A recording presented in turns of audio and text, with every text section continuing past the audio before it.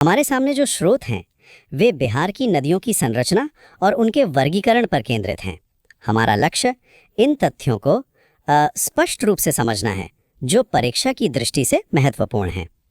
तो सबसे पहले बिहार के अपवाह तंत्र का एक सामान्य परिचय। स्रोतों के अनुसार बिहार अपवाह तंत्र की दृष्टि से एक समृद्ध राज्य है। जी, यहाँ नदियों और उनकी सहायक नदियों का एक विस्तृत जाल बिछा हुआ है। यहाँ समृद्ध शब्द का अर्थ समझना मतलब महत्वपूर्ण है। इसका मतलब है कि राज्य में पानी की कमी नहीं है और यह नदियों का घना नेटवर्क ही है जो बिहार के मैदानी इलाकों की मिट्टी को उपजाऊ बनाता है। और शायद यही की कृषि अर्थव्यवस्था की नींव भी रखता है। बिल्कुल, नींव यही है। बिल्कुल सही। और इसी आधार पर बिहार की नदियों को दो मुख्य वर्गों में विभाजित किया जाता है। चलिए अब इन वर्गों को समझते हैं। जी ठीक है, तो अब हम इन दो प्रकार की नदियों हिमालयी और पठारी के बीच के अंतर को देखेंगे। मैं अब तालिका के अनुसार एक एक करके इनकी विशेषताएं बताऊंगा। ये तुलना परीक्षाओं के लिए बहुत महत्वपूर्ण है। हाँ, ये तुलना समझना बहुत जरूरी है। तो सबसे पहले हिमालयी नदियाँ। जी, ये सदा नीरा या वर्ष भर जल प्रवाह वाली नदियाँ हैं। सदा नीरा मतलब सदा नीर वाली। जबकि पठारी नदियाँ ये वर्षा आधारित नदियाँ हैं। हाँ, पूरी तरह से मॉनसून पर निर्भर। दूसरा अंतर, हिमालयी नदियाँ उत्तर से दक्षिण की ओर प्रवाहित होती हैं और पठारी नदियाँ ठीक इसके विपरीत दक्षिण से उत्तर की ओर प्रवाहित होती हैं। मतलब एक दूसरे की तरफ आती है ये। हाँ बिल्कुल। अब एक तकनीकी शब्द है, हिमालयी नदियाँ पूर्ववर्ती होती हैं पूर्ववर्ती और पठारी नदियाँ अनुवर्ती होती हैं। जी, इस पर हम आगे बात कर सकते हैं। अगला पॉइंट है, हिमालयी नदियाँ बड़े बड़े डेल्टा बनाती हैं और पठारी नदियाँ वे छोटे डेल्टा बनाती हैं। ठीक है। एक और बहुत ही दिलचस्प वर्गीकरण है, हिमालयी नदियाँ बाल्यावस्था में हैं। युवा है मतलब। बिल्कुल। और पठारी नदियाँ प्रौढ़ अवस्था में हैं। शांत और स्थिर। सही। हिमालयी नदियाँ मार्ग परिवर्तन एवं गोखुर झील बनाने वाली नदियाँ हैं। जी, ये बहुत महत्वपूर्ण पॉइंट है। जबकि पठारी नदियाँ सीधी गमन करने वाली नदियाँ हैं। हाँ, और आखिरी अंतर, हिमालयी नदियों में अत्यधिक जल संग्रहण के कारण बाढ़ का कारण बनती हैं। बिल्कुल, उत्तरी बिहार की सच्चाई यही है। और पठारी नदियों में बाढ़ की कम संभावना होती है। जी, उदाहरण के तौर पर हिमालयी नदियों में है गंगा, गंडक, कोसी, महानंदा, बागमती आदि। और पठारी नदियों के उदाहरण हैं सोन, पुनपुन, फल्गु, अजय आदि। यहाँ जो बात आकर्षक है वो इन नदियों का व्यवहार है। जैसे आपने कहा, हिमालयी नदियों को बाल्यावस्था में कहा गया है। जी, इसका मतलब है कि वे युवा हैं, ऊर्जावान हैं और अस्थिर हैं। इसीलिए वे अपना मार्ग बदलती हैं। कोसी नदी की तरह। बिल्कुल। और उत्तरी बिहार में बाढ़ का एक प्रमुख कारण बनती हैं। इसके विपरीत पठारी नदियाँ प्रौढ़ अवस्था में है, शांत, स्थिर और एक निश्चित मार्ग पर चलने वाली। तो ये अंतर बिहार के उत्तरी और दक्षिणी भागों की भौगोलिक और आर्थिक स्थितियों को सीधे तौर पर प्रभावित करता है। जी हाँ, बिल्कुल करता है। ये एक बहुत महत्वपूर्ण बिंदु है। अब जब हमने वर्गीकरण को समझ लिया है तो आइए बिहार की सबसे प्रमुख नदी गंगा नदी के बारे में विस्तार से जानें। स्रोत से मिले तथ्यों को एक एक करके देखते हैं। चलिए। तो पहला तथ्य, इसका उद्गम। गंगा नदी उत्तराखंड के गंगोत्री ग्लेशियर से निकलती है। जी, गंगोत्री ग्लेशियर। दूसरा, लंबाई। इसकी कुल लंबाई 2525 किलोमीटर है, जिसमें बिहार में इसकी लंबाई 445 किलोमीटर है। ये आंकड़ा याद रखना बहुत जरूरी है। हाँ, 445 किलोमीटर बिहार में, ये पूछा जाता है। फिर इसका नामकरण। देवप्रयाग में अलकनंदा और भागीरथी, इन दो नदियों के मिलने के बाद इस नदी को गंगा के नाम से जाना जाता है। तो शुरू में इसका नाम गंगा नहीं होता? नहीं। और बिहार के संदर्भ में जैसा कि स्रोत कहते हैं, गंगा नदी बिहार की सबसे प्रमुख नदी एवं प्रवाह तंत्र का आधार है। बिल्कुल। गंगा सिर्फ एक नदी नहीं है, ये पूरे राज्य के प्रवाह तंत्र का आधार है।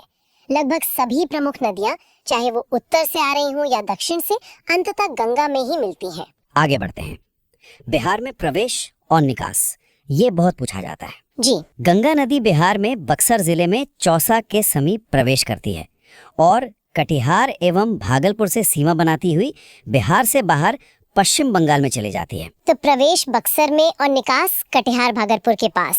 जी, और इस दौरान गंगा नदी बिहार के 12 जिलों से गुजरती है। 12 जिले? और एक और महत्वपूर्ण तथ्य, बिहार में गंगा नदी की सर्वाधिक लंबाई पटना जिले में है। यह ध्यान रखना दिलचस्प है कि जिन 12 जिलों से गंगा गुजरती है वे बिहार के सबसे महत्वपूर्ण प्रशासनिक और आर्थिक केंद्र हैं। सही। और पटना में इसकी सबसे अधिक लंबाई होना राजधानी के रणनीतिक महत्व को भी दर्शाता है। और अंत में इसकी सहायक नदियां और अंतिम पड़ाव। सहायक नदियां हैं घाघरा, गंडक, बूढ़ी गंडक, कोसी, सोन, पुनपुन आदि। ये नदियां बिहार में गंगा से मिलती हैं। जी। जबकि महानंदा और अजय ये बिहार से बाहर गंगा में मिलती हैं। अच्छा, तो ये एक बारीक अंतर है। जी। और बांग्लादेश में इसे क्या कहा जाता है? बांग्लादेश में इसे पद्मा नदी कहा जाता है। बिल्कुल, बांग्लादेश में इसे पद्मा नदी कहा जाता है और ये अंततः बंगाल की खाड़ी में गिरती है। अपना सफर शुरुआत करते पूरा हैं करती उत्तर है। बिहार की सबसे पश्चिमी नदी से, घाघरा। घाघरा नदी का सफर तिब्बत में मानसरोवर के पास से शुरू होता है। मानसरोवर से। हाँ, वहाँ से ये नेपाल होते हुए बिहार के सिवान जिले में दाखिल होती है और आखिरकार सारण में गंगा से मिल जाती है। और एक दिलचस्प बात ये भी है कि ये उत्तर प्रदेश और बिहार के बीच एक सीमा भी बनाती है। जी, एक प्राकृतिक सीमा। और इसके नामों को लेकर भी अक्सर सवाल पूछे जाते हैं। नेपाल में इसे कुछ और कहते हैं और मैदानी इलाकों में कुछ और। हाँ, ये जानना बहुत जरूरी है। नेपाल में इसका नाम है करनाली। करनाली। जी, और जब ये मैदानी इलाकों में आती है तो इसे सरयू के नाम से जाना जाता है। रामायण में जिस सरयू नदी का जिक्र है वो यही है। अच्छा। और इसकी सहायक नदियां जैसे राप्ती, शारदा और छोटी गंडक भी काफी अहम है। ये नाम अक्सर मैच द कॉलम वाले सवालों में आ जाते हैं। तो घाघरा से थोड़ा पूरब की ओर बढ़े तो एक और बड़ी नदी है गंडक।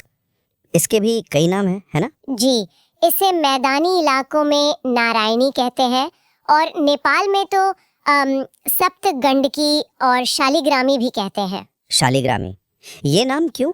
शालिग्रामी नाम इसलिए पड़ा क्योंकि इसमें वो गोल काले पत्थर मिलते हैं ना, हाँ, जिन्हें शालिग्राम कहा जाता है और जिनका हिंदू धर्म में बहुत महत्व है। अच्छा, तो इसका रास्ता कैसे तय होता है? ये बिहार में कहाँ से प्रवेश करती है?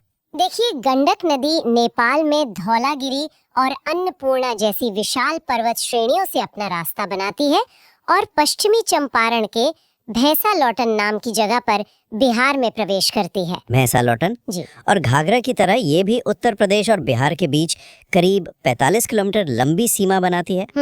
और इसी के किनारे बिहार के दो मशहूर शहर बसे हैं, हाजीपुर और सोनपुर। सोनपुर का विश्व प्रसिद्ध पशु मेला तो इसी गंडक नदी के किनारे लगता है। बिल्कुल, ये दिलचस्प है कि नाम एक जैसा होने के बावजूद बूढ़ी गंडक एक अलग नदी है। ये वो छोटी छोटी जानकारियां हैं जो परीक्षा में फंसा सकती हैं। बिल्कुल, ये एक आम भ्रम है। बूढ़ी गंडक गंडक की कोई पुरानी धारा नहीं है। तो ये एक स्वतंत्र नदी है। हाँ, एक स्वतंत्र नदी है जो चंपारण की सोमेश्वर पहाड़ियों से निकलती है। ऊपरी हिस्से में इसे सिकरहना भी कहते हैं। सिकरहना। जी, ये गंडक के समानांतर लेकिन उसके पूरब में बहती है और मुजफ्फरपुर, समस्तीपुर और खगड़िया जैसे शहरों से गुजरते हुए गंगा में मिलती है। असल में इसकी लंबाई मुख्य गंडक नदी से भी ज्यादा है। अच्छा, अब उत्तर बिहार में एक और नदी है जो अपने बदलते रास्तों के लिए जानी जाती है, बागमती। हाँ, बागमती। ये नेपाल में महाभारत श्रेणी से निकलकर सीतामढ़ी में बिहार में दाखिल होती है। और इसका सबसे महत्वपूर्ण तथ्य है, जैसा आपने कहा, इसका रास्ता बदलना है। उक्त धारा कोसी नदी में विलीन हो जाती है। ओह, तो नदियों का ये रास्ता बदलना भूगोल का एक बहुत ही डायनामिक पहलू है। बिल्कुल। और इसका सांस्कृतिक महत्व भी तो बहुत ज्यादा है ना? बहुत ज्यादा। नेपाल की राजधानी काठमांडू और विश्व प्रसिद्ध पशुपतिनाथ मंदिर वो इसी बागमती के किनारे स्थित है। ये इसकी अहमियत को और बढ़ा देता है। जी। चलिए, अब उस नदी पर आते हैं जिसका नाम सुनते ही बिहार में लोगों के मन में बाढ़ का ख्याल आ जाता है, कोसी। बिहार का शोक। हाँ, बिहार का शोक। कोसी नदी, ये नाम ही अपने आप में एक कहानी है।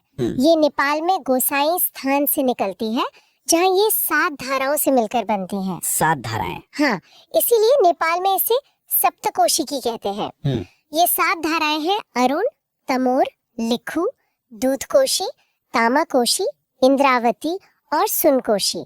ये सब मिलके कोसी बनती है। लेकिन इसे बिहार का शोक कहते क्यों हैं? सिर्फ इसलिए कि इसमें बाढ़ आती है? सिर्फ बाढ़ नहीं, बल्कि इसके अप्रत्याशित व्यवहार के कारण। अच्छा। सोचिए, कोसी हिमालय की ऊंचाइयों से बेतहाशा ढलान पर उतरती है। इस सफर में वो अपने साथ टन के टन गाद मतलब सिल्ट उठा लेती है। जैसे ही ये बिहार के सपाट मैदानों में पहुंचती है, इसकी रफ्तार अचानक धीमी पड़ जाती है और ये सारा मलबा अपने ही रास्ते में जमा करने लगती है। वो तो अपना ही रास्ता ब्लॉक कर देती है। बिल्कुल। जब इसका अपना ही रास्ता मलबे से ऊंचा हो जाता है तो पानी मजबूरन एक नया नीचा रास्ता खोज लेता है। पिछले 200 सालों में ये 150 किलोमीटर से ज्यादा पश्चिम की ओर खिसक चुकी है। बाप रे। यही वो प्रक्रिया है जो इसे इतना अप्रत्याशित और विनाशकारी बनाती है। अच्छा, तो ये बिहार में सुपौल जिले से प्रवेश करती है और कुर्सेला में गंगा से मिलती है। जी। तो अब उत्तर बिहार की सबसे पूर्वी नदी की बात करते हैं, महानंदा। हाँ, ये भौगोलिक स्थिति का एक महत्वपूर्ण प्रश्न बनता है। उत्तर बिहार की सबसे पूर्वी नदी कौन सी है? और इसका जवाब है महानदा। बिल्कुल। ये पश्चिम बंगाल के दार्जिलिंग की पहाड़ियों से निकलती है, फिर बिहार के किशनगंज, पूर्णिया और कटिहार से बहती है और फिर वापस पश्चिम बंगाल के मालदा में जाकर गंगा से मिलती है। कौन नदी है? इसका उद्गम और सोन संगम नदी दोनों ही ये बिहार मध्य से बाहर प्रदेश हैं। की अमरकंटक पहाड़ी से निकलती है, ठीक वहीं से जहाँ से नर्मदा भी निकलती है। पर दोनों विपरीत दिशाओं में बहती हैं। बिल्कुल। और ये यमुना के बाद गंगा की दूसरी सबसे बड़ी दक्षिणी सहायक नदी है। ये एक बहुत ही महत्वपूर्ण तथ्य है। जी। ये रोहतास और भोजपुर की सीमा बनाते हुए पटना के पास दानापुर में गंगा में मिल जाती है। लेकिन सोन का असली महत्व तो शायद उन परियोजनाओं में है जो इस पर बनी है ना? आपने बिल्कुल सही पकड़ा। सोन नदी पर बने डेहरी बांध, इंद्रपुरी बैराज और मध्य प्रदेश में बाणसागर बांध ने इस पूरे क्षेत्र की किस्मत बदल दी है। कैसे? इन बांधों से निकली नहरों के जाल ने रोहतास और भोजपुर के कभी सूखे रहने वाले इलाकों को आज बिहार का धान का कटोरा बना दिया है। वाह। तो ये दिखाता है कि कैसे नदी इंजीनियरिंग किसी क्षेत्र की अर्थव्यवस्था को पूरी तरह बदल सकती है। बिल्कुल। लेकिन क्या इन बड़े बांधों और बैराज का कोई नकारात्मक असर भी हुआ, जैसे नदी के प्राकृतिक बहाव पर? ये एक बहुत अच्छा सवाल है। जब भी हम बड़े बांध बनाते हैं तो नदी का प्राकृतिक बहाव रुकता है, जिससे जलीय जीवों के जीवन पर असर पड़ता है और गाद का जमाव भी बढ़ जाता है। हालांकि सिंचाई और बिजली उत्पादन के फायदे इतने बड़े होते हैं कि अक्सर इन पर्यावरणीय चिंताओं पर ध्यान बाद में जाता है। सही बात है। सोन के बाद अगली प्रमुख नदी है पुनपुन। पुनपुन नदी झारखंड के छोटा नागपुर पठार से निकलती है और औरंगाबाद, गया, जहानाबाद और पटना से होते हुए फतुहा में गंगा से मिलती है। फतुहा में? जी। ये सोन के बाद दक्षिण बिहार की दूसरी सबसे महत्वपूर्ण नदी है। इसकी सहायक नदियां मोरहर और दरधा हैं। और अब आते हैं उस नदी पर जिसका धार्मिक और ऐतिहासिक महत्व शायद सबसे ज्यादा है, फल्गु नदी। गया का नाम आते ही इस नदी का जिक्र जरूर होता है। फल्गु सीधे किसी एक स्रोत से नहीं निकलती। ये छोटा नागपुर पठार से आने वाली दो धाराओं के संगम से बनती है। दो धाराएं? हाँ, लीलांजन जिसे निरंजना भी कहते हैं और मोहाना। अच्छा। और एक और दिलचस्प बात, ये सीधे गंगा में नहीं मिलती बल्कि आगे जाकर पुनपुन नदी में मिल जाती है। और इसका ऐतिहासिक महत्व तो अतुलनीय है। बिल्कुल। कल्पना कीजिए, इसी निरंजना नदी के किनारे बोध गया में एक राजकुमार सिद्धार्थ को ज्ञान प्राप्त हुआ और वो गौतम बुद्ध बन गए।